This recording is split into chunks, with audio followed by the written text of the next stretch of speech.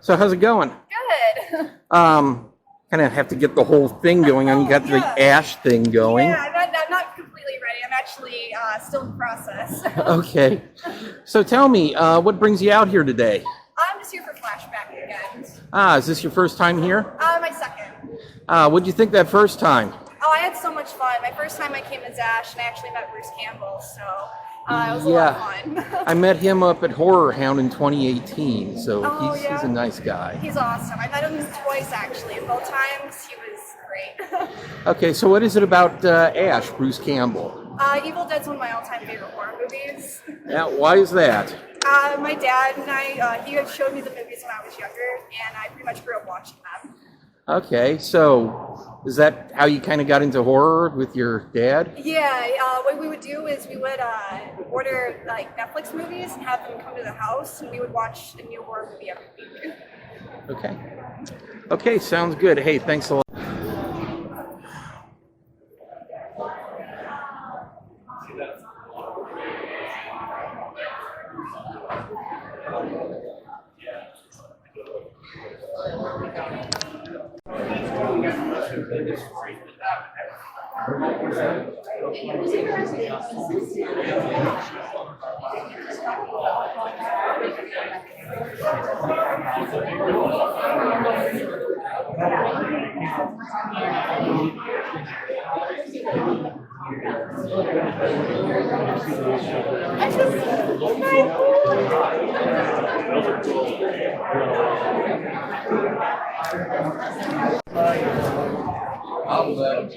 Is celebrity or no?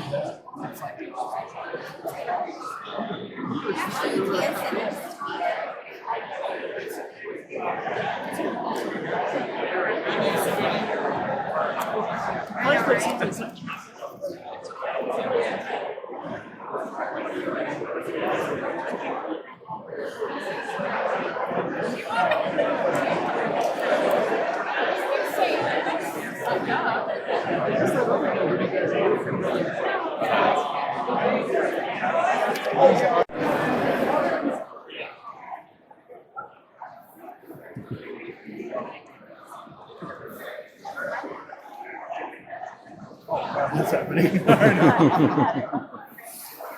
So, what are your guys' names? What's up? I'm Robbie Lopez. Adam Fletcher. Okay, and what's going on here? You guys are selling some goodies. Handmade critters. We also make our own movies.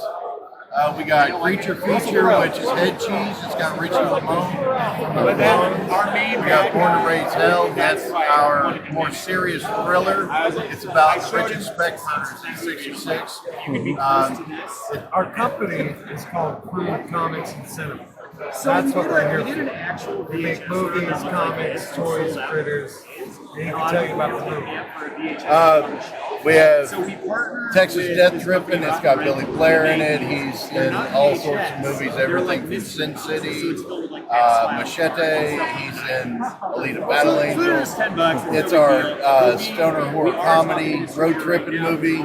We even have our TV series that we did, Disturbed and Protect. kind of a workplace comedy in a small Texas town.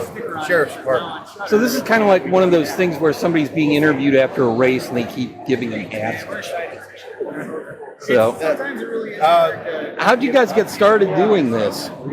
I got started in it by him texting me saying, "Hey, I need a big guy. Do you have a suit?" Okay. It all probably started when I was masturbating into a disposable cup in the subway, homeless one evening. Jimmy Cricket, a magic cockroach, visited me. I pulled him out of my ear. Being rushed to the emergency room, it hit me that I need to make movies. Yeah, don't you just hate it when that happens? Yeah, the rest is history. I exploded into a fudge-packed, phoenix. Ashes falling like dandruff of the gods, seasoning over the lasagna of the world like Parmesan. And I lactated and gave birth, fully morphed into crude comics and cinema. And now we're making movies and stuff. Sounds good. Go ahead.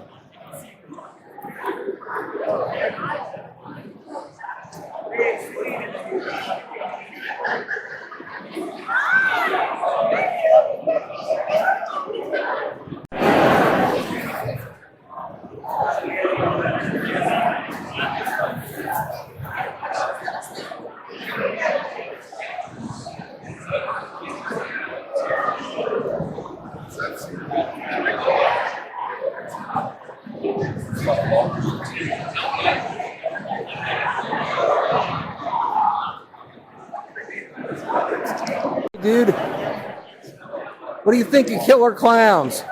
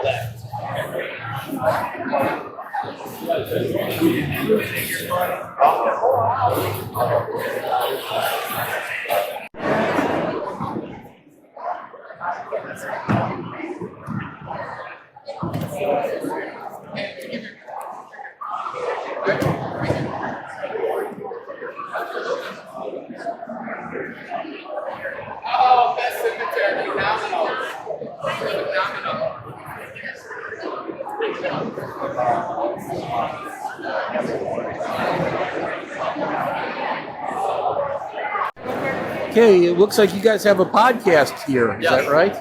Tell me about it. It's basically my buddy Paul and I started this podcast in the year, and it's a horror podcast based basically on 80s horror films that we kind of review. Just talk a little bit about each one, and then what we think as far as what rankings are.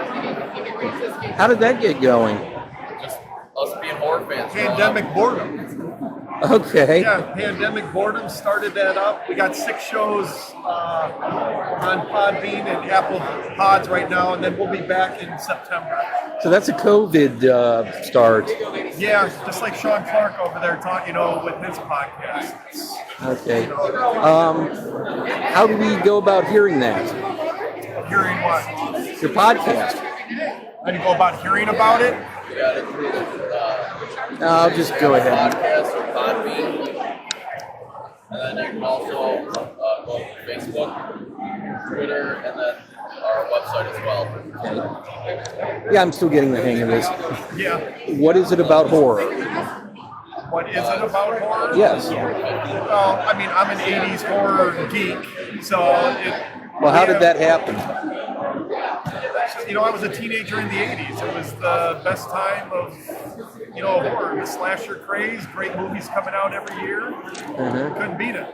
So that's what we wanted to talk about.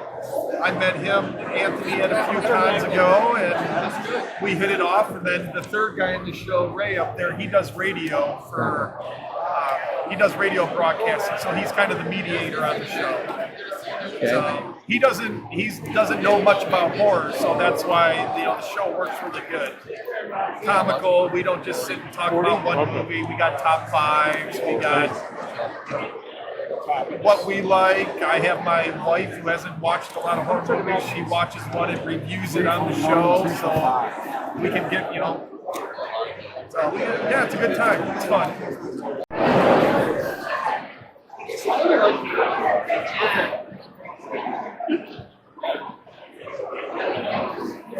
Hello, how are you doing? Now, who are we recording for? Who is this? This is for me. This is for Dave. What's Dave? What's your channel? Do you have a channel? Do you have a promo? Dave Hodel, YouTube. Okay, Dave Hodel. Yeah. Hi, this is the Ringmaster here, recording with Dave Hodel. We would like to invite you to come out, maybe be a scare actor or a makeup artist for Six Flags Great America Fright Fest in Gurnee, Illinois.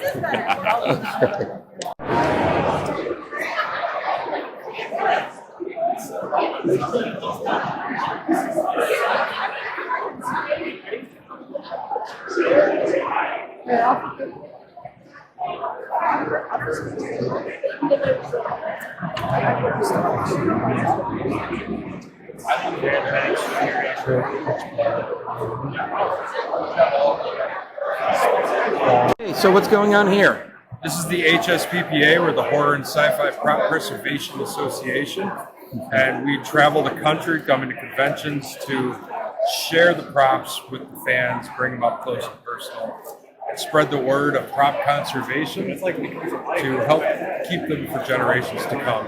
Okay, so most of these, are they screen used or are they... Screen used is the general term, but they'll fall under everything from production used, production made, and stunt and hero and everything in between. Okay, so if I want to find out more about this, how can I go about doing it? We're on Facebook under the HSPPA, and really all social medias and everything you find us that way. How's it going? Those are cool.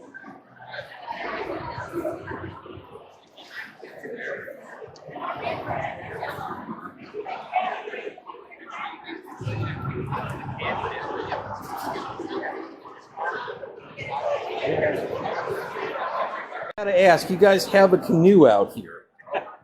What's up with the canoe? What's up with the canoe, Kieran? We're gonna dump a body. You're what? Dumping a body. Okay. Sounds good. Sounds good. Okay, you got some FTH stuff over there?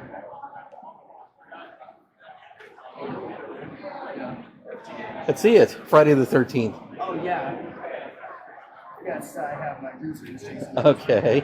Costume earlier. Okay. I got the Halloween form put up. Yeah, what brings you guys out here today? What brings you out here? Wanted to go to my first ever convention. James Court was here, so I had to meet him. Did you meet him yet? Yes, I did. What'd you think? It was awesome. He's my favorite Michael and got me into the franchise, and luckily I didn't cry. Okay.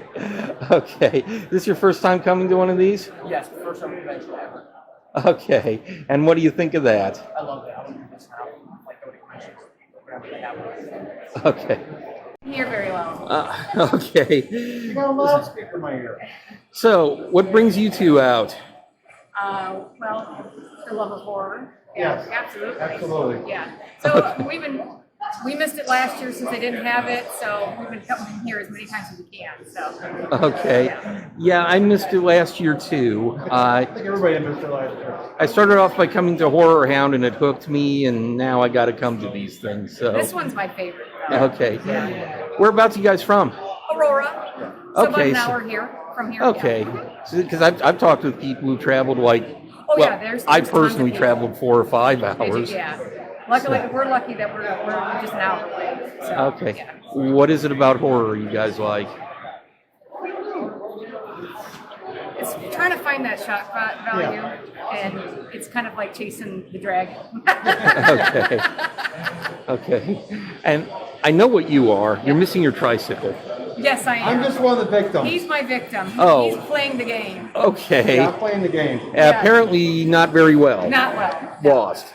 So, okay, well, hey, you guys have a good All right, weekend. So what brings you guys out here today? I'm a big horror fan. I always wanted to come here. This is my first time. to a convention horror, and I wanted to get like Chris Signature, Nick Castle, James J. Courtney, and some other posters. What all did you guys get? Let's see the. We got some more yesterday. We got a lot, Okay. but we had to take it back. But this is all from today. Oh, that's awesome. Yeah, Nick Castle, Sandy, and I didn't see Sandy's here. yeah, Okay, Sandy's cool. right there. Yeah. And she got. Which one was it? Grandma's makeup, and she got signature of. Yes, we'll sign it too. Oh yeah, and yeah, the bottom. Okay. Some more stuff like this bag that we got, and we got a boogie one, right? Okay. For Christmas. And I always wanted to cosplay here, and so did she. So. Well, pull it down. No, you're. Yeah. There you go. Who is that? It's the brute mask. It's the brute mask that was in Halloween 5 that he used while Oh, Tina, yes. Tina's boyfriend, because she got that mask for him, and Michael stole the car. Okay. But I just put this on, but my real mask that everyone seems to love and wonder where I got is right here. Do it.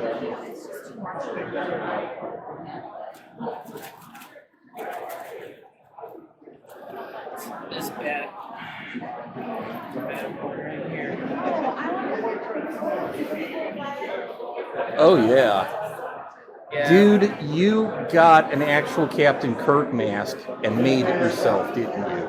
I did not actually. There's this one guy that I'm friends with on Instagram. His name's Nick, like my name, and his studio's called NMR Studios. He literally made the mold of Captain Kirk's mask, and then he also converted it into Michael Myers. However, but you wanted on a part 2.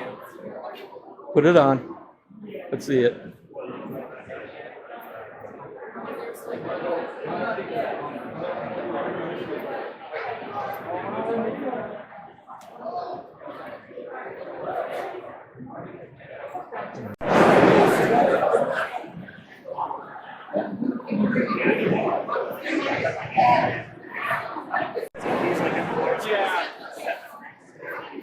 So what do I call you, Brad?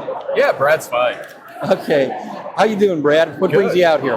What's up? What brings you out here? The Chinese food, obviously. Obviously. Yeah, it's like, oh, I want to get China Kitchen, so I'll get a table at a convention. I might sell some shit, but really I'm here for the lo mein. Well, of course, everybody is. Yeah. So tell me, I gotta know. Yeah. Tell me about the start of Cinema Snob. I had a lot of free time. I was, about 15 years ago, I think.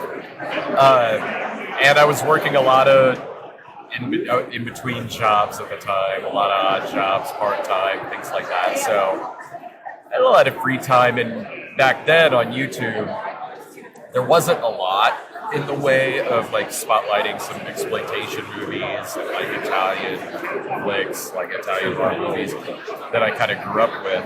And I started this show called The Cinema Snob. It was kind of a comedy riff on it where I'm playing this pretentious character that's kind of joking about these movies while spotlighting them as well. And I did it for a couple of years just as like a hobby, and then it really took off, especially after joining Channel Awesome. It really took off, and it's been my full-time gig now for quite a while. Like, time does go by fast. I'm surprised I've been doing this for so long. What advice do you have for people looking to do something like that? If you were to start now, what would you do, knowing what you know? Do it because you really enjoy doing it, because you've got knowledge in a particular topic, or you think there's something you can add, or you just kind of want to get your taste out there and your humor out there. do it because you really like doing it and have passion in it, not with any kind of idea that, oh, I'm going to start this right away and instantly can make a career off of it. Because that's hard to do, especially now. When we started all those years ago, it wasn't even thought of back then that you could do this as your job and make a living out of it. So we were doing it for a while because I love exploitation movies. I love horror movies. And how did you get into that? I just love watching it. My parents didn't care what I watched, so I just kind of grew up watching them. So when it's really something that you're passionate about and you're doing it for a while, just as kind of a hobby, great. And then when it does turn into your full-time gig, that's great too, because it doesn't feel like work. It feels like I'm having a lot of fun doing this, and I get to talk about that pussy. Why don't you go ahead? You want to go ahead and say where people can get those. Where are these real? The DVDs are on walkaway.entertainment.com. Videos you can find over at thecinemasnob.com and over on YouTube.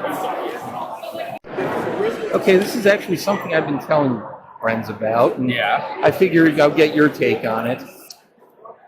Tell me about how you think the internet, YouTube, and that type of thing changed media.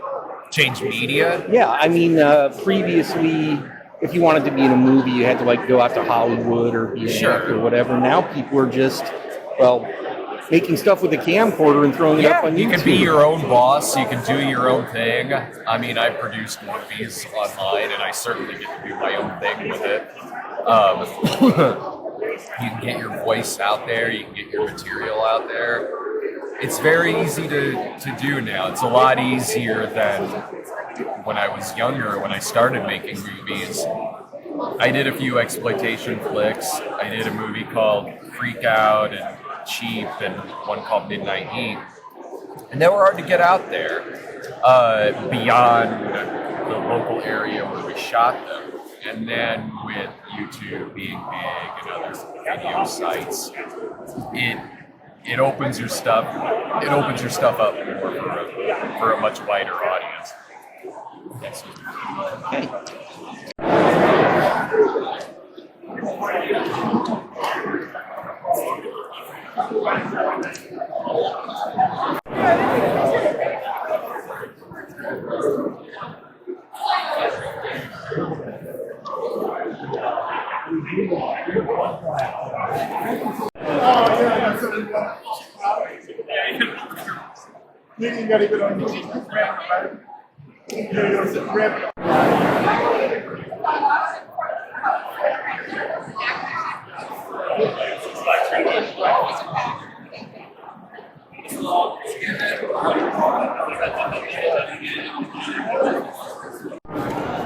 How do you want to hold them?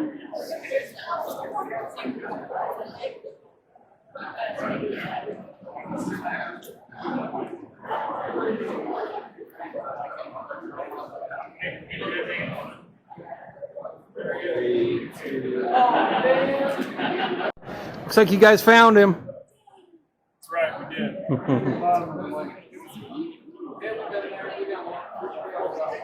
Somebody take a picture of us.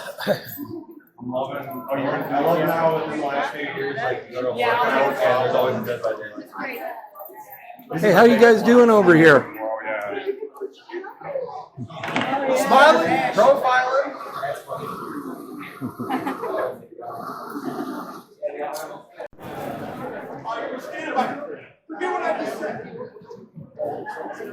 How you doing? So it brings you out here today. This gives me nightmares. Today is Svengoolie. Hey, there you are. Hey. I bought your rubber ticket for you. This chicken gives me nightmares. Ash. Oh, cool. Check out that ass. But yeah, I'm here for Horrorcon. It's like going to Disney World, but with like Halloween too included. Came early today. Yeah. My parents' cooking gives me nightmares. Oh! And McDonald's, God, those people that work too hard there, their food gives me nightmares. I'm just kidding. No, it does. Actually, no, it doesn't. No, I like Happy Meals because they got like the toy in it and everything. So I love it. Yeah. Actually, I can go for a cheeseburger right now and a kids meal. Ask you a few questions. Okay, you're Sean Clark. Sean Clark, host of Horror's Hallowed Grounds, the Thing with Two Heads podcast, and a guy that has a lot of stuff. Yeah, and it's kind of a lot of stuff I got to talk to. Well, actually, I'm going to start a little earlier. Okay. Horror. How did you get into it? My parents were both big horror fans, and they were young. They had me at age 17 and 18, so they were dragging me to the movies with them because we didn't have the money for babysitters and stuff like that, and just kind of seemed like normal to me. I wasn't a kid that was terrified by stuff, really. I mean, there were some movies that did that to me, but ultimately I just kind of thought horror was just like a regular movie, you know? What's a movie that scared you? The one that terrified me the most as a little kid was Trilogy of Terror. That little Zuni fetish doll freaked the shit out of me. I mean, I was literally screaming and crying, asking them to turn it off because it was on TV. It was a made-for-TV movie, but that freaked the hell out of me. I mean, Jaws scared me pretty good too, yeah. Okay. And so you kind of got into movies, I'm guessing. Tell me more about that. How did that carry on in your life? Did you get into, basically, did you go to school to do something in movies or anything? No, I mean, I was just a kid that was a fan. And, I started collecting Fanboy magazine in the late 70s, early 80s. And, there wasn't a lot of merchandise out there. There wasn't much you could get, the occasional poster here or there. And then, the video stores started happening. You get the video posters and stuff like that. But there wasn't merchandise like there is now. I mean, it's insane. But yeah, I just always had a love for it. And, I found out about my first horror convention in 1988. And that just changed everything for me. When I went to that, I was like, oh, wow, this is my people. This is what I love. But I didn't ever think of a way to make a business out of it, or I wasn't looking to become a special effects artist like most kids were. I never had aspired to be that. I did at one point want to be a filmmaker. I wanted to be a writer, and I was writing scripts, and eventually did get one movie made, The Black Waters of Echo's Pond, which I wrote and produced. But that kind of happened as a fluke. And this whole me being a convention agent, my company Convention All Stars, that happened as a fluke. I kind of fell into all this stuff. I have a lot of dumb luck, and it's just things, one door opens, another door opens. It's just, I've been very blessed in that regard. What was your first, say, screen use piece that you collected?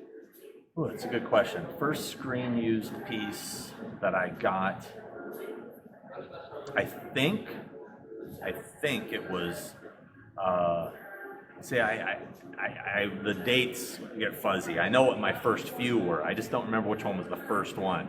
One of them was a Liam Neeson skin mask from Darkman.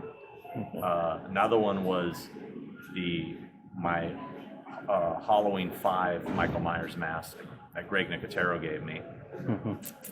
And then another one might have been the Killer Clown's hands that I have, that I ended up selling and reacquired years later.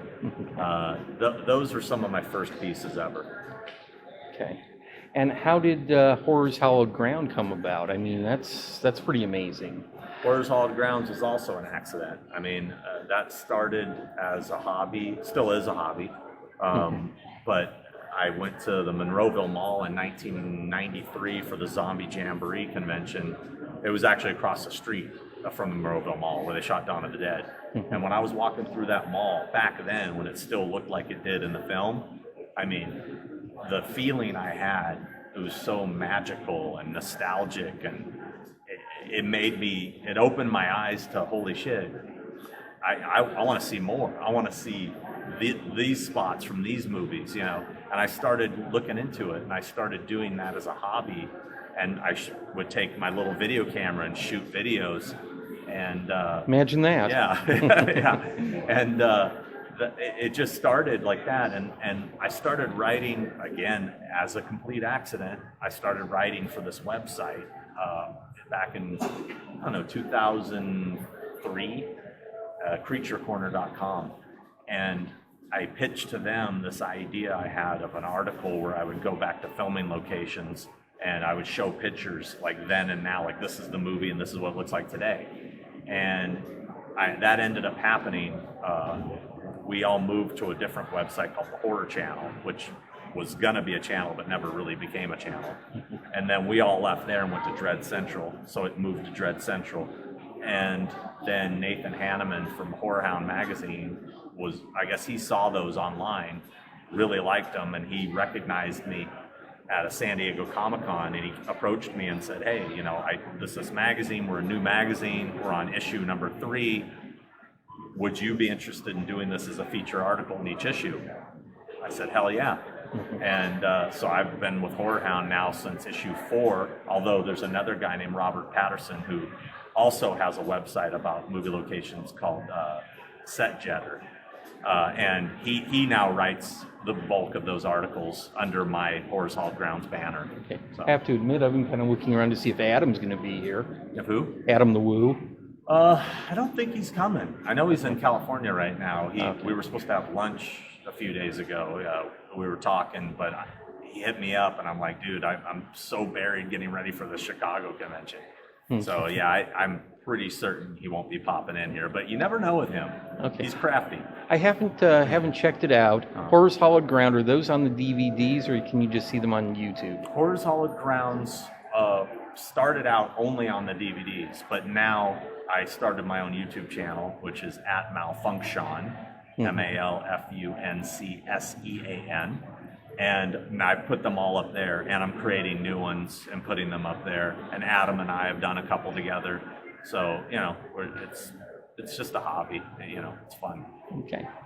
Okay, sounds good. Who's your tattoo artist? Emily Sorensen. Okay, show me Palpatine. Yep. Yep. Did all of that. She's got a lot more that she still has to do up on my neck.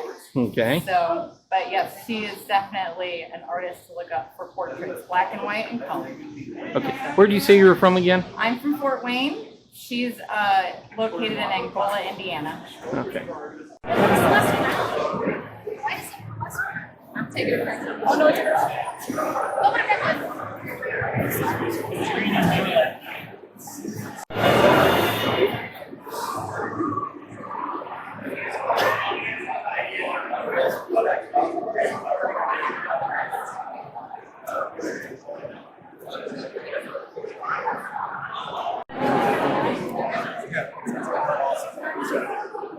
I've been selling these left and right, but those are all handcrafted.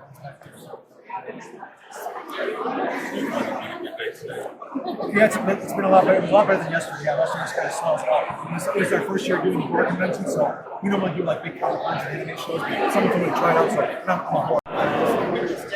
Sorry.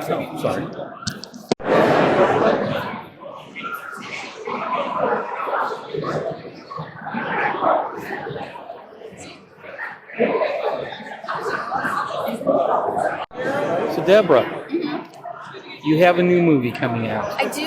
Tell me about it. It's called 13 Fanboy, and it's about an obsessed fan who's stalking the actors from Friday the 13th and Halloween.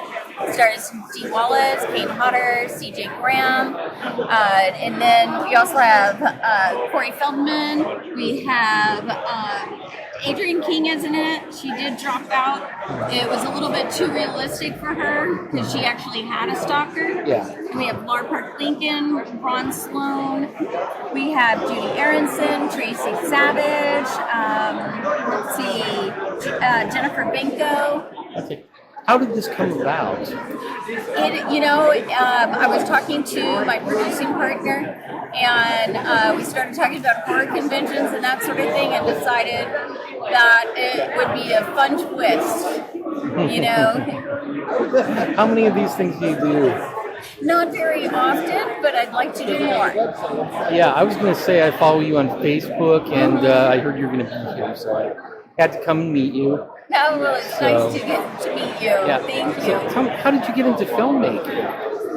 Well, of course, it started when I was acting in Hollywood. Okay, how'd you get into acting then? I mean, I literally got in my vehicle and drove to LA and decided to find an agent and just started working. you just decided you're going to be an actor. Go out to Hollywood, and then, just like myself, you were a reporter for a while. I was a journalist with the Dallas Morning News and the Fort Worth Star Telegram, and I also did a couple of magazines, Modern Luxury Magazine and Front Desk Magazine.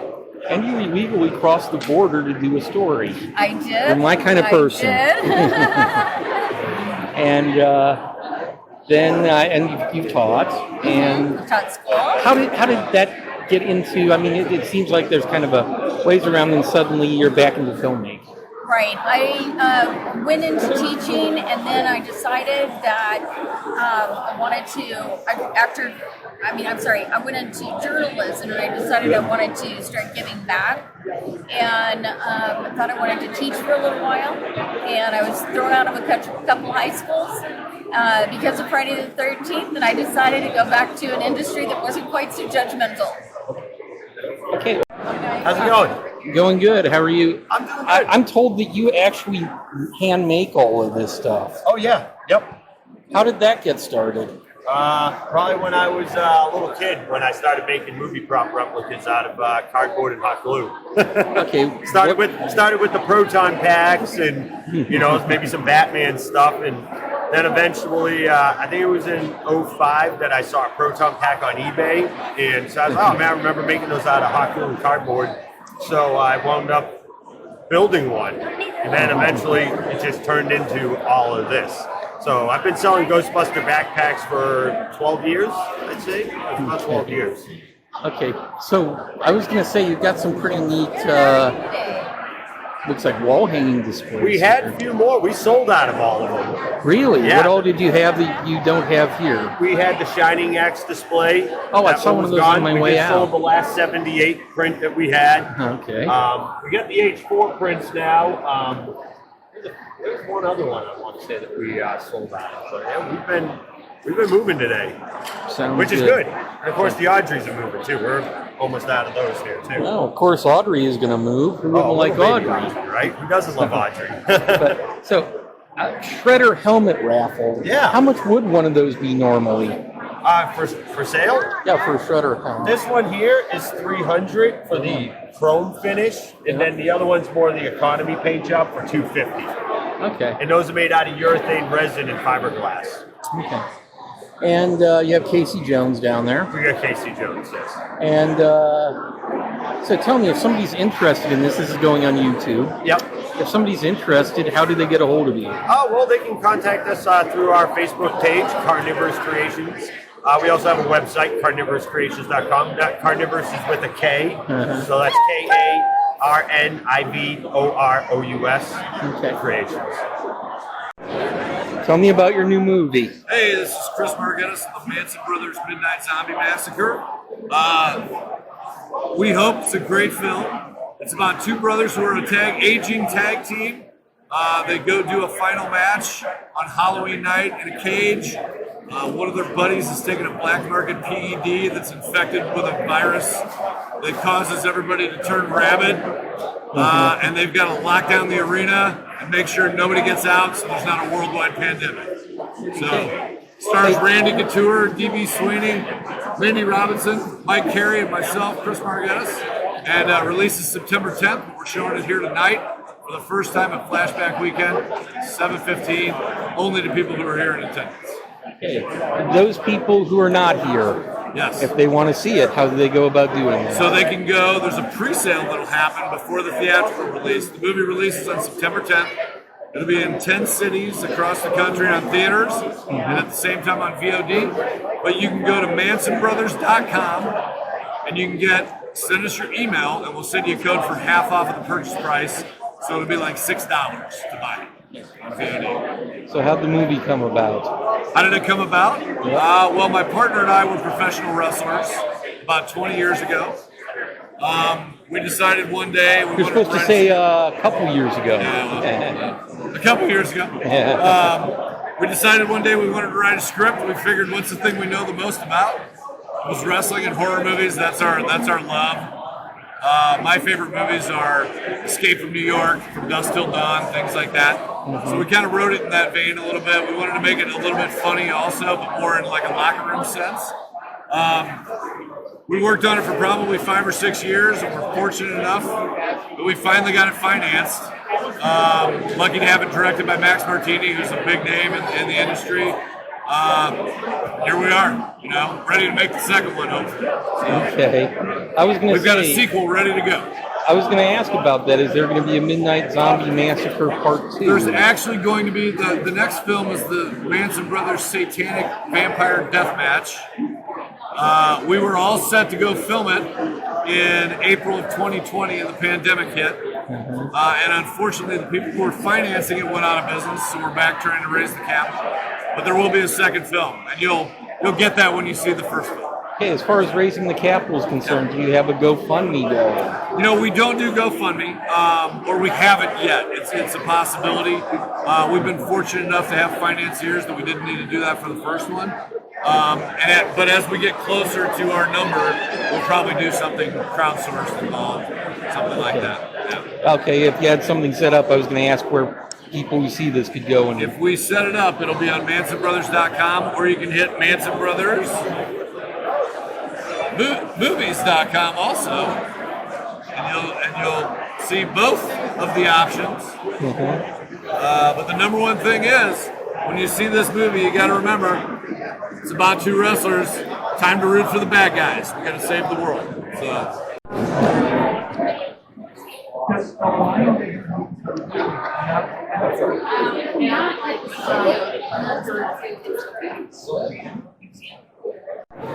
Hey, so what are you? I am Kaneki Ken from Tokyo Ghoul. You're what?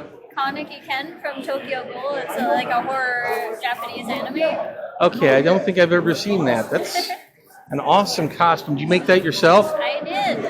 Okay. How long have you been making costumes? Probably about 4 or 5 years. Okay. So. And you're waiting here in line to see Sven Gulli. Yep, I am. Okay.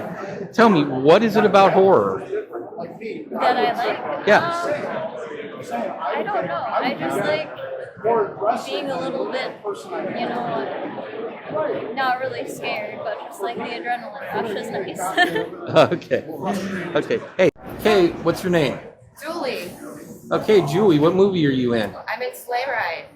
Okay. How did that come about?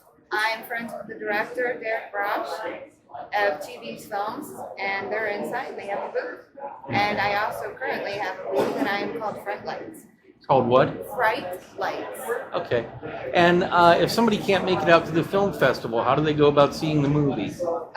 They are going to put them out at some point. You can go to their Facebook page, and as soon as they're ready, they'll announce it on there, and you can purchase them. Okay, sounds good. Hey, so Mindy, I was going to say, what do you have to say to people like me, follow you on Facebook? Where can they find you? Well, I'm still on Facebook, though it is awfully shadow banned, and I'm usually in jail more than I'm out. But I am on Gab.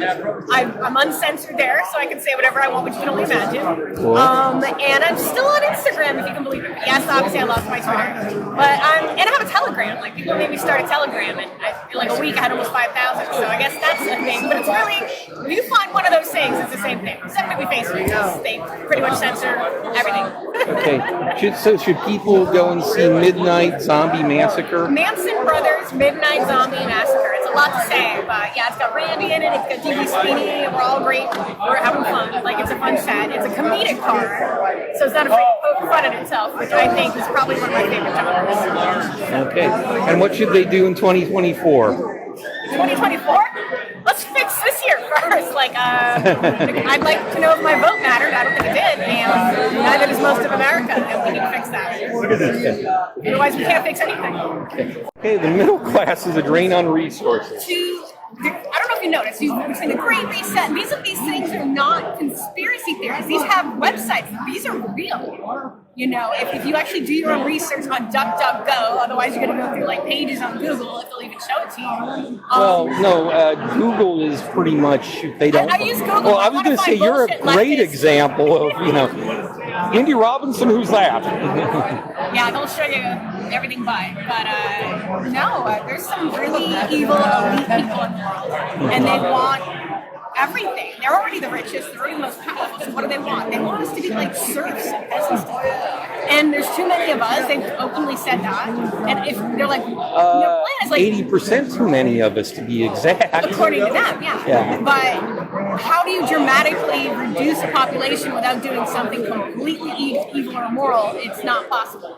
And that's why they push Planned Parenthood and God knows what's in this vaccine and all the other issues. I think people are going to see in 2 to 3 years. They're going to see some people that are vaccinated that are really sick. If they're lucky, they pull through, they got a placebo, who knows what they're doing. But I would not put that vaccine. It's untested. To even ask someone to do that, like, if I had a new chemical I'm putting in food, would you try it if there were no tests? No. So why would you put something permanent in your body? And they're getting mad, I think, because everyone that's vaccinated is that wanted it, got it. And you're not going to bribe or convince or force anyone to put it in their body now that we know, now that we see the blood clots and the brain. I don't want a brain bleed. I'll take my chances with the flu, okay? And God knows what happens if you have no generational side effect test. I have issues because they gave my mom stuff. You can't take things without testing. You can almost never do enough testing. They didn't even try. And it doesn't even look like they did a short-term test, honestly, because that's still a problem. But, I'm going to put up a fight. That's not going in my body, and there's a lot of people like me. We have to stop complying. YouTube's going to put out a hit on me or something when I post this, but that's fine. Keep right on going. They probably will. I probably wouldn't tag me in it. But, no, in the censorship, that's absolutely terrifying. Like, Facebook took down like a group of 100,000 people that were complaining about their side effects from it. Why do you do that? That's not what innocent people do. If someone lied on me or was misinformed, then you prove how and why. You don't delete their proof if they're right. That's weird.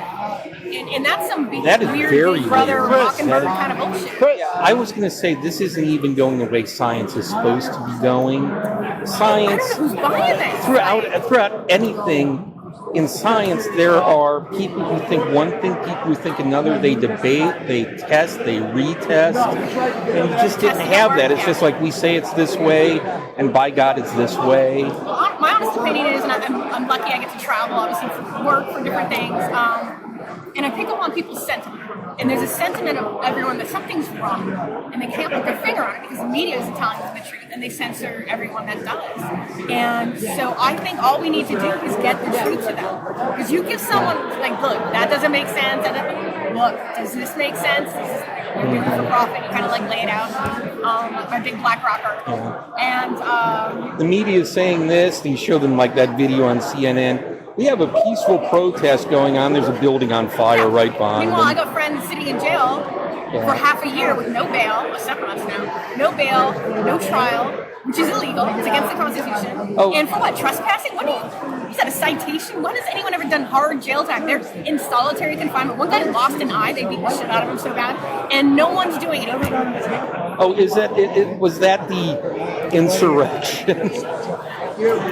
Insurrection lasted more than 24 hours. Yeah, I was going to say the insurrection lasted 3 hours. By the way, armed insurrection. There were, I believe, 6 people that were actually caught with illegal firearms. One was Antifa, and they let him go. No charges. Of course they did, yeah. I've been hearing a lot that was kind of a... They've weaponized the judicial system. Oh. It's a two-tier system of justice, and they are punishing everyone and letting everyone else go. So if you're going to have lawlessness, please give it to me. Because we'll change the tune on people. They can't have this way overcorrect us for nothing, and they let their shitheads do whatever they want. And well, I was going to say the election was, what, November 3rd? Is that right? And then on January 6th, they're voting on whether to accept the results. But when Hillary Clinton said, hey... Don't concede for any reason. Why would you say that? 2 years later... They didn't cheat enough for her. 2 years later. They misunderestimated how popular Trump secretly was. Like, okay, maybe I'm not going to tell you I'm going to vote because you're going to key my car if you see a bumper sticker. And he created this class of secret Trump supporters. I'm just going to go in the booth and vote for the economy in America first, things that make sense, even if they don't want to catch his shit later. And then no one likes Hillary, and even less people like Biden. And it shows with how much they had to cheat. Oh my God, they had fake ballots and it wasn't enough. They're on video running them through 2 to 3 times in Georgia, which is why you see missing ballots in Arizona. They ran them through multiple times. You're not going to have enough. And that alone is enough to flip it. You only won them by 10,000 and you're missing way more than that. Not even including the ones without serial numbers and all the other bullshit. They cheated, and the software. I mean, you can't hand adjudicate votes. So I have no idea if someone went through and changed my vote without a trace. That is not a system. I want to go back to paper. It's just, it costs more money to give these companies millions of dollars every election in every state. Just hire Americans to count them with videos and people watching. How about that? Wonderfully horrible. Well, I was going to say the other side seems to be really terrified of. You know what they're terrified of? I want to vote there. Yeah. You need an ID to validate every single transaction in this country. Every single one. Yeah. That's not racist. That's not anything else. And I think it's condescendingly racist to think, oh, minorities can't figure out the damn thing. Like, you want to talk about this racist? Well, I was going to say, most black people I know have a driver's license. Most people, most people on the land living under a bridge. Even those people manage to buy alcohol, so obviously they have IDs too. How have I not seen this? And in Nevada, it was an issue where illegals get driver's licenses, and unless they opt out, they're automatically registered to vote. Why would you even set it up that way? Oh my God. And Barbara Kudowski, her crappy rhino Secretary of State, she won't look in there because she's like, I can't ask people if they're illegal. Bitch, yeah, you can. How about that?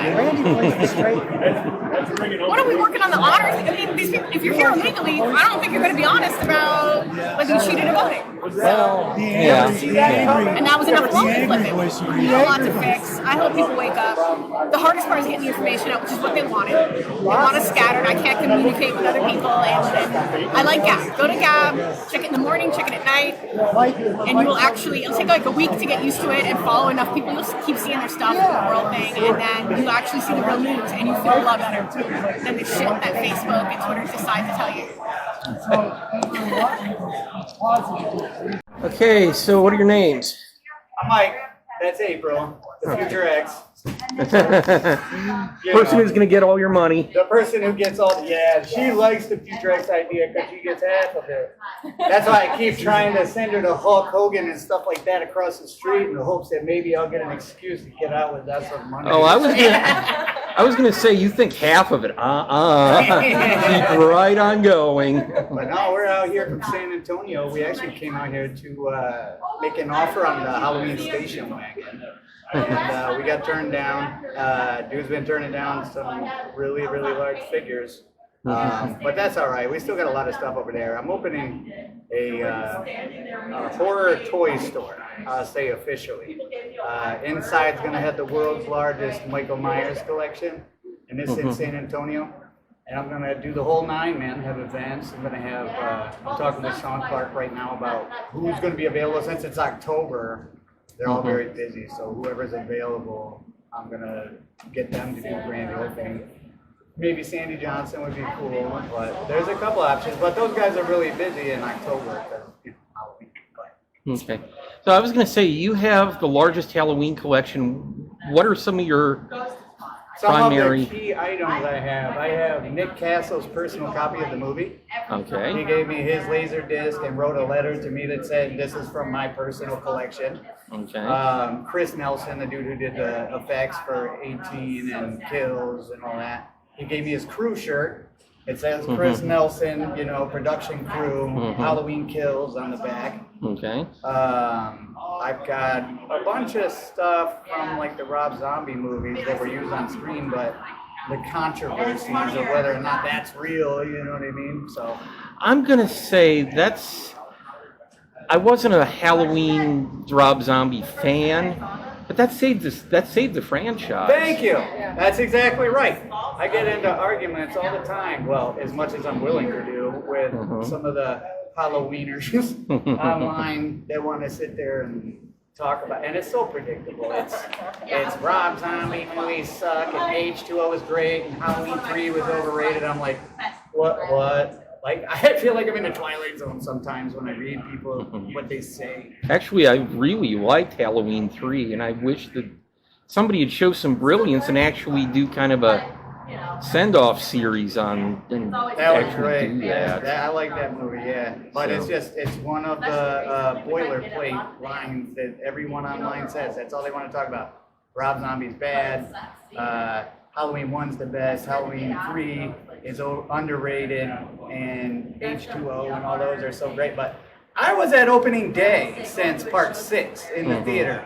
And I've never been so close to walking out on a movie in my life than H2O and Resurrection. It was really bad. I'm not saying I'm a fan because I don't judge. Because in my opinion, I mean, it's not Halloween 1 versus Halloween 2. It's Halloween versus Home Alone or Halloween versus another franchise. You know what I mean? So I don't understand why people have to, rip on one to enjoy another. You know what I mean? Oh, yeah. What are you going to do? Mhm. Give people a forum and they don't really impress you much. Well, so do you think Halloween Ends is going to be the actual end? Nope, I really don't. I think it'll get a different route for sure, but it sounds like they're wrapping it up, at least with this storyline going from 1 to 18 to that trilogy. But I hope they don't stop. Because I mean, I'm 38, so I got a good 15, 16 years left in me. So maybe, so hopefully they'll do them at least until I'm not around. Then, after that, it's fun. Okay.